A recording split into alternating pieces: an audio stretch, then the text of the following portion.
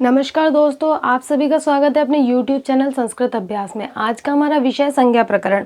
संज्ञा प्रकरण में सर्वप्रथम हम पढ़ेंगे महेश्वर सूत्र। महेश्वर सूत्रों को महेश्वर सूत्र क्यों कहते हैं? भगवान शंकर ने अर्थात भगवान शिव ने सनक सनंदन सिद्ध तपस्वियों के उद्धार के लिए 14 बार डमरू बजाया था। उन 14 बार डमरू बजने से जो शब्द निकले, उन शब्दों को संग्रहित कर महर्षि पाणिनि ने इन 14 महेश्वर सूत्रों का निर्माण किया। ये 14 महेश्वर सूत्र हैं: ऐ उण, ऋल ऋक, ए ओं, ऐ औच, है वरट, लण, यमंगण्डम, झबय, घड़दश, जबगड़दश, खप छठ था चट्टाव, कपय, शशसर हल। इन 14 महेश्वर सूत्रों के अंतिम वर्ण की इत संज्ञा हो जाती है। चूंकि ये 14 वर्ण हल वर्ण है, इसलिए इनकी हल अंत्यम से इत संज्ञा होती है।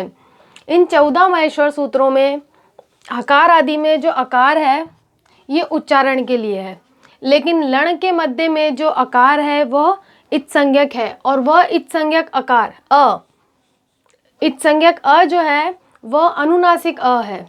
इन 14 महेश्वर सूत्रों के निर्माण का उद्देश्य अणादि प्रत्याहार का निर्माण करना है। अब अणादि प्रत्याहार का निर्माण करना, प्रत्याहारों का निर्माण कैसे होता है, प्रत्याहार होते क्या है? तो सर्वप्रथम हम देखते हैं प्रत्याहार। प्रत्याहार के लिए एक सूत्र है, आदि रंत्येन सहेता, यानी अंतिम इत वर्ण। क्योंकि 14 महेश्वर सूत्रों में अंतिम सभी वर्ण क्या है? इत संज्ञक है। अंतिम इत वर्ण अपने आदि वर्ण अंतिम इत वर्ण आदि वर्ण के साथ मध्य में आने वाले वर्णों की संज्ञा है। अब प्रत्याहार का निर्माण कैसे होता है? एक सूत्र के प्रारंभिक वर्ण और अंतिम वर्ण से प्रत्याहार का निर्माण होता है। जैसे अण प्रत्याहार का निर्माण। अण प्रत्याहार मतलब अंतिम इत वर्ण और आदि वर्ण यानी प्रारंभिक वर्ण अ, इनसे मिलकर बना अण प्रत्याहार। अब अण प्रत्याहार के अंतर्गत वर्ण कौन कौन से आते हैं? तो अण प्रत्याहार में वर्ण आते हैं अ, ई, उ और न। अ, ई, उ, क्योंकि ण जो है इत संज्ञक है, इसलिए इसकी गणना प्रत्याहार में जो वर्णों में नहीं आएगी। इसके बाद में इसी तरह हम लेते हैं अक प्रत्याहार। अक प्रत्याहार मतलब इसमें अंतिम वर्ण की इत संज्ञा हो जाएगी, शेष रहे वर्ण इसमें गणना होगी, तो उसमें वर्ण आएंगे अक प्रत्याहार में अ, ई, उ, री और लृ वर्ण। इसी प्रकार अच प्रत्याहार।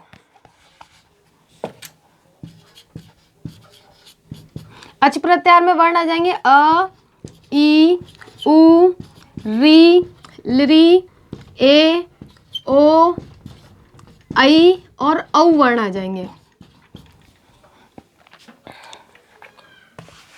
ठीक है,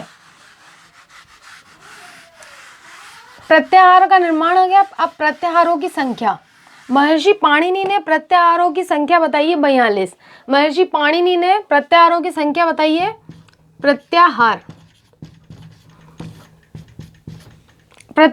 पाणिनि के अनुसार अष्टाध्यायी में, पाणिनि अष्टाध्यायी में प्रत्याहार है 41।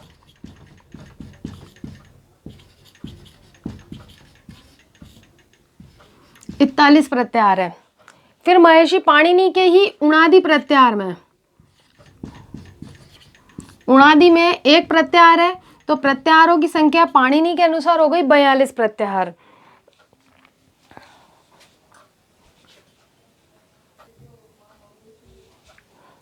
एक प्रत्याहार है विवादास्पद र प्रत्याहार। र प्रत्याहार में वर्ण होते हैं हय वरट के र से लेके लण के ल तक, अ तक जो वर्ण होते हैं, जो प्रत्याहार बनता है वो र प्रत्याहार बनता है। र प्रत्याहार के अंदर वर्ण आएंगे र और ल। चूंकि अ की इत संज्ञा के है, इसलिए र प्रत्याहार में र और ल वर्ण आते हैं। ये र प्रत्याहार, एक र प्रत्याहार को इसमें जोड़ा जाता है, तो इन प्रत्याहारों की संख्या हो जाती है 43। और एक प्रत्याहार वार्तिकों में कात्यायन ने स्वीकार किया है,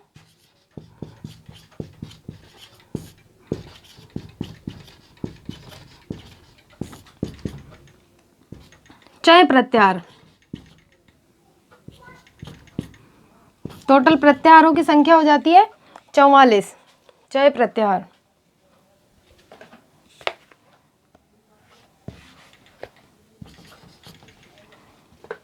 इस प्रकार प्रत्याहारों की संख्या हो जाती है 44। पाणिनि के अनुसार प्रत्याहारों की संख्या है 42।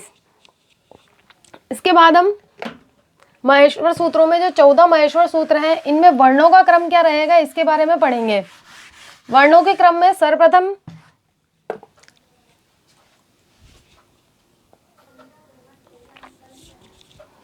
वर्णों के क्रम में जो 14 महेश्वर सूत्रों में प्रथम 4 सूत्र हैं, ये स्वरों से संबंधित हैं। स्वरों से संबंधित है यानी इनमें सर्वप्रथम आता है अण प्रत्याहार, सॉरी, इसमें सर्वप्रथम आएगा अक प्रत्याहार। अक प्रत्याहार में वर्ण आएंगे अ, ई, उ, री और लृ। इन 5 स्वरों को मूल स्वर कहा जाता है। इसके बाद में एच प्रत्याहार आता है। एच प्रत्याहार के अंतर्गत वर्ण आते हैं 4, ए, ओ, आई और औ वर्ण आते हैं। इन 4 वर्णों को संयुक्त स्वर कहा जाता है। इन 4 वर्णों को संयुक्त स्वर इसलिए कहा जाता है क्योंकि ये 2 स्वरों के मेल से बने हैं, जिसमें प्रथम 2 गुण से संबंधित है और उसके बाद के 2 वृद्धि से संबंधित है। इन स्वरों का निर्माण होता है, ए स्वर का निर्माण होता है अ या आ के बाद में ई या ई होगा तो ए का निर्माण होगा। उसी प्रकार अगर अ या आ के बाद में उ या उ होगा तो ओ का निर्माण होगा। ये दोनों गुण से संबंधित स्वर हैं, यानी इनमें गुण संधि हुई है। उसी प्रकार ऐ और औ, ये 2 स्वर हैं, इनका निर्माण हुआ अ या आ के बाद में ए या ऐ होगा तो ऐ बना। उसी प्रकार अ या आ के बाद में ओ या औ होगा तो औ बना। इसमें वृद्धि कार्य हो रहा है।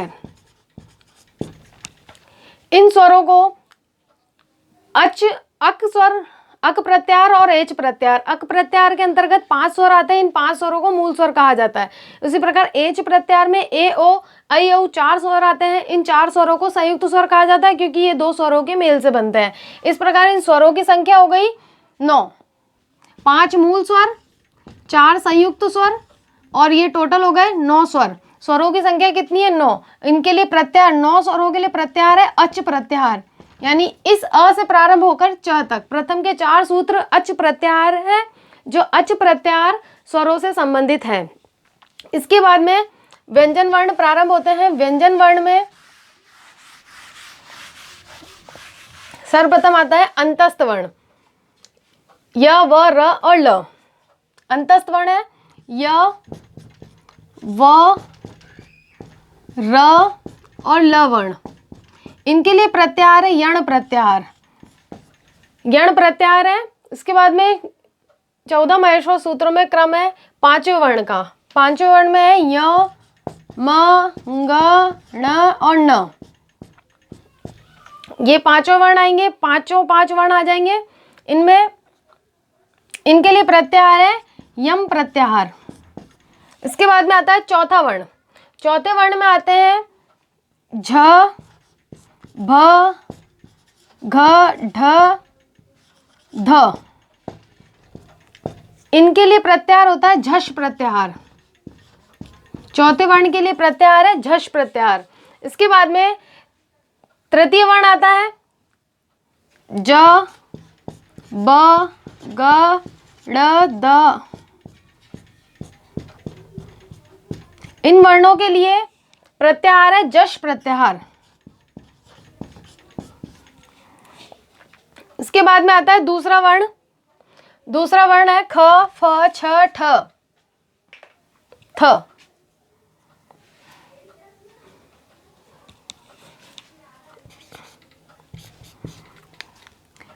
ख, फ, छ, ठ, थ। दूसरे वर्ण के लिए कोई प्रत्याहार नहीं है। उसके बाद में आता है प्रथम वर्ग का पहला वर्ण होगा यहाँ से यहाँ तक, यानी च, ट, त, क और प।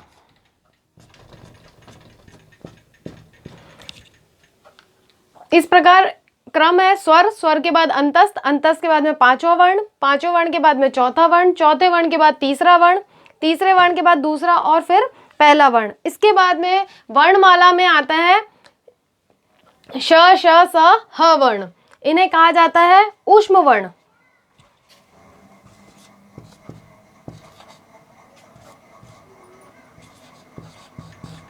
ऊष्म वर्ण है श, श,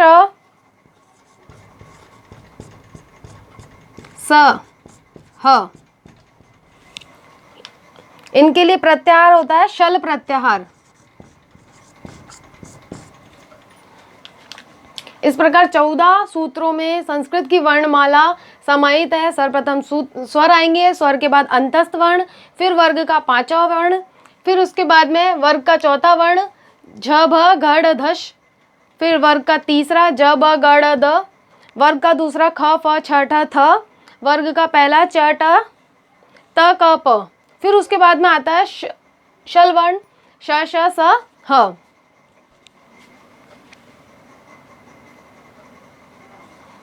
इन 14 महेश्वर सूत्रों में 2 बार ण की संज्ञा हुई है, एक तो अण सूत्र में और एक लण सूत्र में। इससे अण और इण इन 2 प्रत्याहारों की सिद्धि होगी। इसमें अण के अंतर्गत वर्ण आएंगे अ, ई, उ, और इण के अंतर्गत इस ई से लण के ल तक वर्ण आएंगे, यानी इसमें 13 वर्ण आएंगे ई, उ, री, लृ, ए, ओ, ऐ, औ, ह, य, व, र, ल। उसी प्रकार ह का इसमें जो अण प्रत्याहार है वो अण प्रत्याहार 2 बार बना है, अण प्रत्याहार बना है 2 बार। प्रथम अण प्रत्याहार के अंतर्गत वर्ण आएंगे अ, ई, उ। दूसरे वाले अण प्रत्याहार में वर्ण आएंगे अ से ण तक। इन 2 प्रत्याहारों की सिद्धि का उद्देश्य सिर्फ एक सूत्र अणुदित सवर्णस्य चा प्रत्यय, अणुदित सवर्णस्य चा प्रत्यय सूत्र की सिद्धि के लिए अण प्रत्याहार, जिसमें प्रारंभिक अ से लेके लण के न तक वर्ण का ग्रहण किया जाएगा, वो इस सूत्र के लिए किया गया है। इसके बाद में हकार का 2 बार उच्चारण किया गया है। हयवरट सूत्र में ह का उच्चारण जो है 2 बार उच्चारण किया है।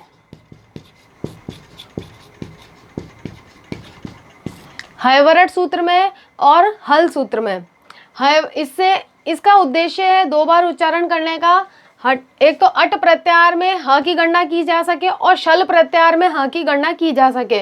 अट प्रत्याहार में वर्ण होंगे अ, ई, उ, री, लृ, ए, ओ, ऐ, औ, ह, य, व, र।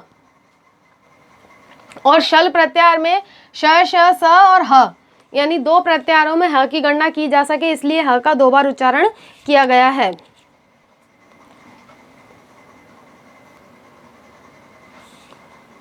इस प्रकार महेश्वर सूत्रों के आधार पर संस्कृत की वर्णमाला में सर्वप्रथम स्वर स्वयं राजन्तेति स्वराहा, जिनका उच्चारण स्वतंत्रता पूर्वक किया जा सके, जिनके उच्चारण में किसी दूसरे वर्ण की सहायता की आवश्यकता नहीं हो, वो वर्ण स्वर होते हैं।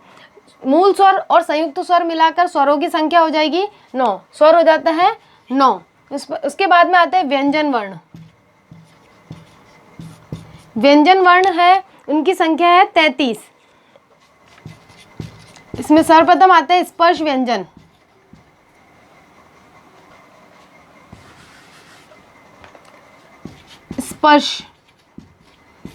स्पर्श वर्ण में आते हैं कादयो, मावसाना, स्पर्शाः।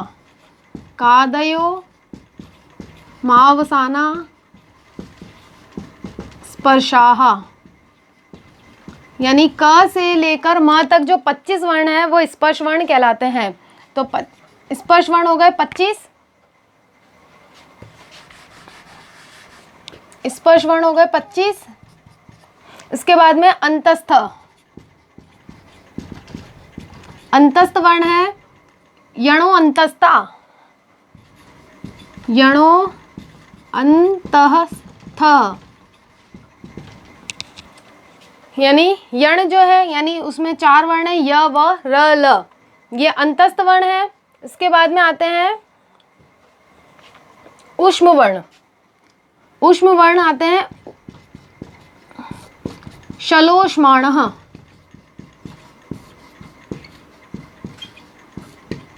यानी शल प्रत्याहार में जो वर्ण आते हैं वो ऊष्म वर्ण है। उसमें वर्ण आते हैं श श स ह, 4 वर्ण। ये 4 वर्ण ऊष्म वर्ण कहलाते हैं। इस प्रकार कुल व्यंजन वर्णों की संख्या हो गई 33। प्रथम स्वर जो है वो अच प्रत्याहार में आते हैं, व्यंजन आते हैं हल प्रत्याहार में आते हैं।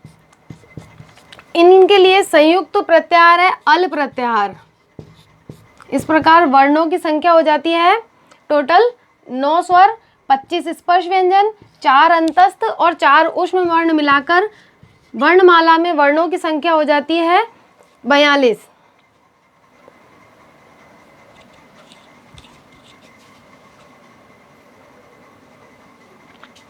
संज्ञा प्रकरण के अगले भाग के अभ्यास के लिए जुड़े रहिए अपने YouTube चैनल संस्कृत अभ्यास से। नमस्कार।